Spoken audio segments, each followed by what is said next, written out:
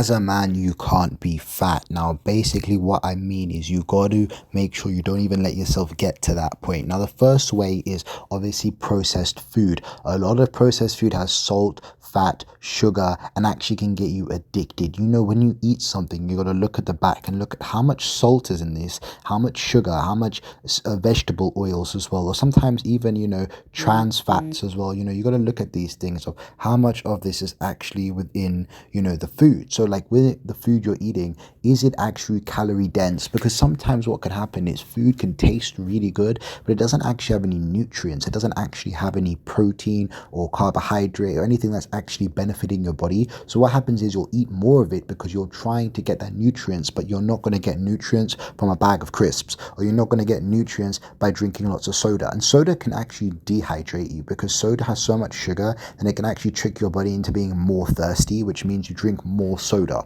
and you don't actually, have that, hydration from water that you actually need. So sometimes with it, you got to actually look at when you eat something, it's best to drink water. 1 to 2 glasses of water before you eat can actually make you feel more full before you actually eat your meal. Another way is to chew slower. Sometimes when you're eating food, don't just swallow.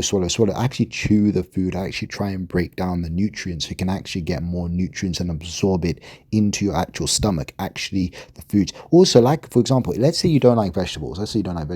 You can cut vegetables up really, really, really small and then put them into a lasagna or put them into noodles or put them into something else, into a soup or something with chicken, so that when you're eating it, you're actually still having it without tasting it. Does that make sense? If you don't like mushrooms, if you cut it up really, really tiny pieces and then you make a lasagna, it's inside that. So you're still eating it, but you're not actually having it, like as if you was just to grill a bunch of mushrooms. You know what I'm trying to say? So you're still absorbing it, but in smaller pieces, which actually is good for your digestive system because it's already like broken down. You know what I mean? Another thing you can do is, for example, let's say you don't like banana or you don't like fruits, what you can do is you can make juices with fruit. So like if you get oranges and you cut it up into pieces and you actually juice it, you can then actually drink it as a juice, and it's better than having to eat 5 oranges. You know what I'm trying to say? For vitamin C. Or you can do these kinds of things. You can make a banana milkshake, or you can do things where you add the banana or the fruit or the vegetables into food that you're already consuming. You don't have to just sit there and eat a salad every day. What I'm saying is you can have lasagnas, you can have pastas, you can have stir fry. Stir fry is really good because you can have all sorts of vegetables in it. Put a bit of soya sauce, put a bit of chili, and you made a meal there, and it actually saves you a lot of money than spending money out and eating all the time on Uber Eats and delivery all the time. It's actually working on your diet, because it doesn't matter how much exercise you do. You could do exercise every single day, but if you're eating so many calories and you're in a calorie surplus of calories, you're never actually going to lose weight. So that's the first thing you can do, is actually fix your diet. The second thing you can do is walk and talk. I like to do this one. So when I go on a walk, I like to go on my phone and just talk to one of my friends, like call one of your friends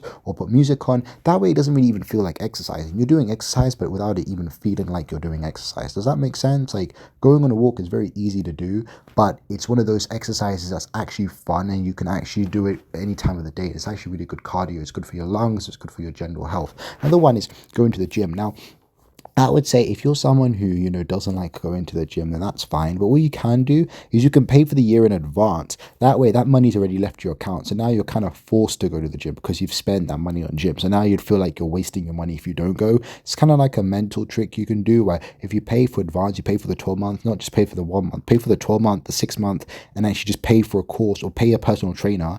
And then let's say you get a credit card and you pay for the personal trainer. Now you feel like, oh, I've spent money on this personal trainer. I need to go meet him. I need to go meet her. I need to get to the gym, because you've spent the money already. So it's kind of like tricking your brain into doing it, because it's like otherwise you've wasted your money. So you can kind of do that trick as well. That's like a little trick for you.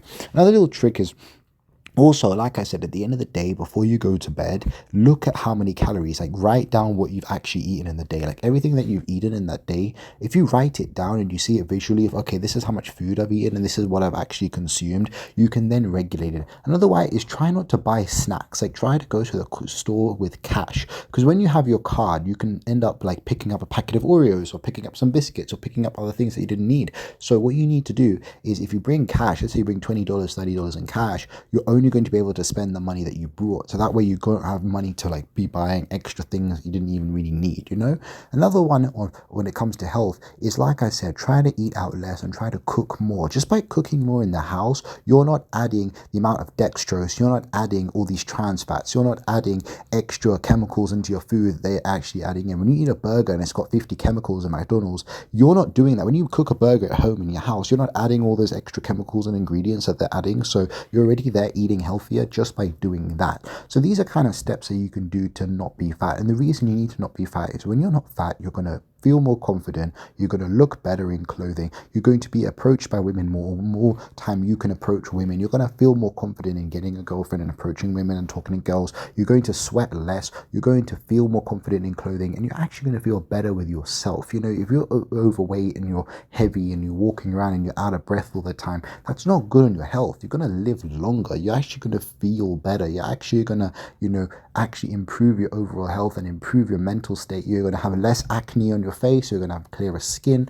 It's really good. So there's a lot of benefits to this. So this is what I'm trying to say, that if you want me to give more life advice, it's just one of these things you can do. It's just by fixing your diet, because so many people focus on exercise. Oh, but I do exercise every single day, I go to the gym 7 days a week. Yeah, but then you go home and you eat 10 pizzas. That's not helping you, bro.